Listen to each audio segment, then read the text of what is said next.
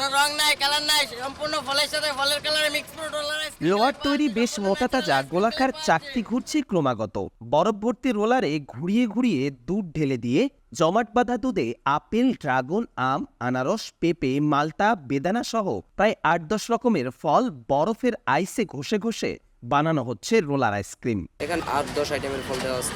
এখানে আনার আছে, পেঁপে আছে, কলা আছে, আনারস আছে, আম আছে, তারপরে আপনার ড্রাগন আছে, মানে আরও আছে, আরও ৩-৪ আইটেম আছে। রোলার আইসক্রিম খেলে পাশে। এরপর ব্লেড বা চাকু লাগিয়ে কুড়ে নেওয়া হচ্ছে আইসক্রিম। প্লাস্টিকের কাপে ঝরে যাওয়া আইসক্রিম চামচ দিয়ে তুলে দেওয়া হয় গ্রাহকের হাতে।